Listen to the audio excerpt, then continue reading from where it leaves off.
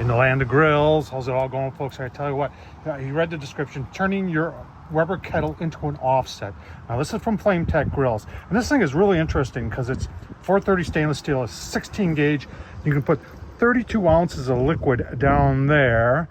Your charcoal goes on this side, and it more or less turns this whole area, about 2/3 of your Weber kettle, into an offset. Redirects the air through the charcoal. You put your top vent on this side, folks. Tell you what, I got a pork butt on this. I'm going to show you how to do it. This thing is phenomenal, folks, and I'll tell you what, good friends at Flametech, if you want to get yourself one of these, not only do they have them for the 22-inch, but they also have them for the 26-inch Weber and the 18-inch. And you know what? Tom Horsman on YouTube, you go down in the description, get 10% off. Yeah, just by watching this. Cool. Let's I'll tell you what, let's take a closer look at the product. I'm going to leave a link down below to the original review we did with it. Plus, we'll do some other stuff on here. And like I said, we got a pork butt. Let's see how it works. One of the things that impressed me the most when I got this was the construction of it. And it's 430 stainless steel. And take a look at the welds underneath there. I mean, that is just impressive as heck. On the back side, it's brushed. It's got a stiffener right here to keep this. And it's just simplistic, but it works. And the fact that it's got this trough right here that you can put 32 ounces of liquid, that's kind of the game changer, because there's a whole lot of these on the market, but none of them have the ability to hold water like this one does. And not a whole lot of them are stainless steel either.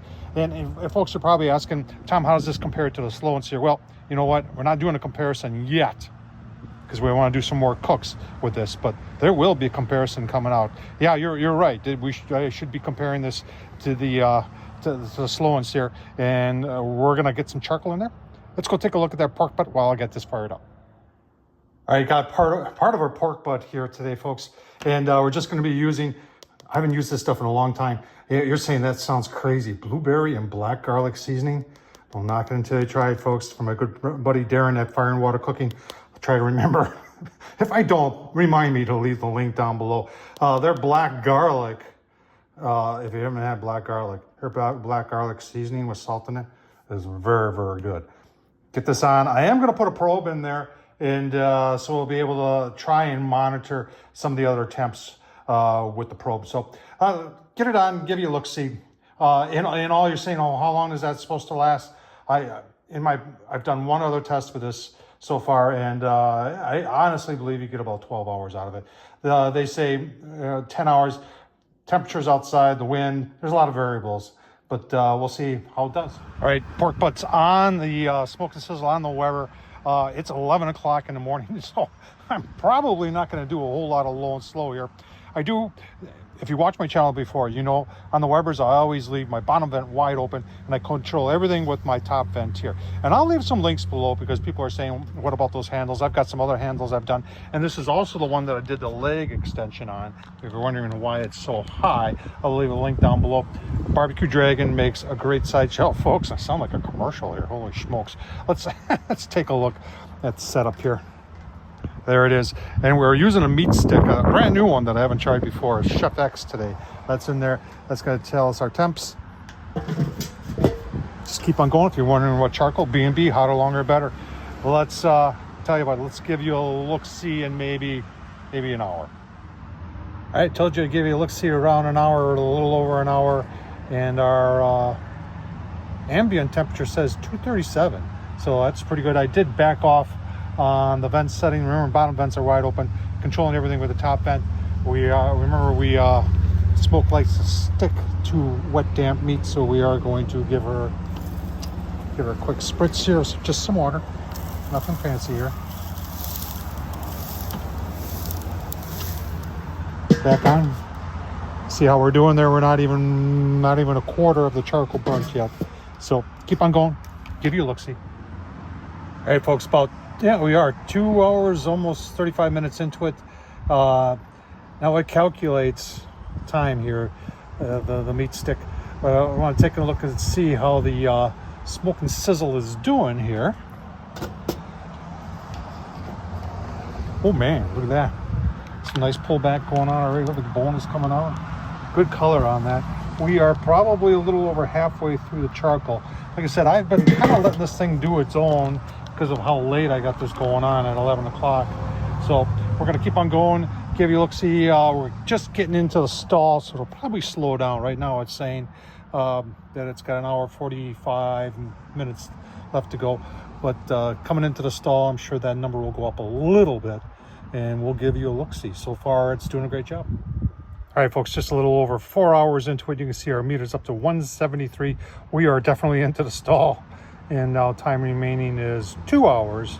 That's going to change as we start coming out of the stall, but we'll keep on going here. We'll take a quick look, see how we're doing on our charcoal.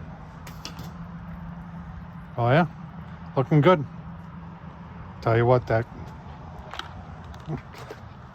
part of that pork butt is looking very, very nice.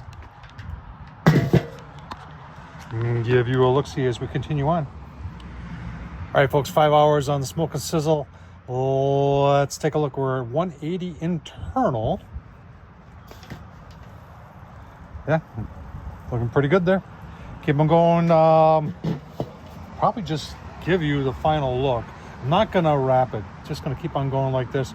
We're in the 180s now. I think we'll get to 205 or 203 pretty quick here. Give you a look-see. All right, folks, so after a little over 6 hours, see how we did on the smoke and sizzle. Quite a few charcoal left there. You see the boiling there of the water. There's still plenty of water in there. Didn't fill it up all the way. This thing is pretty gosh darn impressive, folks. And let's tell you what, let's take that pork shoulder off and give you a look-see at how it can cook. All right, our pork's been resting for about 30 minutes covered. Here's what the meat stick said. It took 6 hours and 14 minutes, 273. And I'll tell you what, I just washed up smoke and sizzle. And take a look at that. It is really nice and clean. Got a couple of burn marks in there, but this is obviously a long-term type product that is pretty impressive. Look at the pork. Oh my gosh, still hot. Pulling really nice. Look at that. Oh my god. Make some sandwiches out of that. Let's take a. I want to get a piece with the bark on there because, like I said, I did not wrap. So I'm gonna get a piece right here.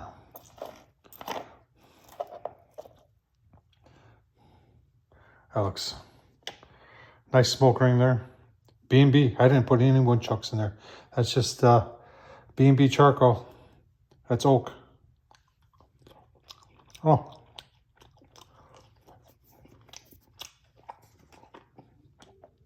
Uh-huh. Oh yeah. All right, the smoke sizzle, folks. I tell you what, that was a little over 6 hours. I'm pretty sure it could have gotten up to 10, no problem. Nice smoke ring on there. Taste is phenomenal, and it is well built and will last for a long time. Remember, they make it for the 18-inch, the 22, and 26. And don't forget to go down below in the description. Get 10% off. Tom Horsman. Thanks for watching, folks. Appreciate you playing along. Take care.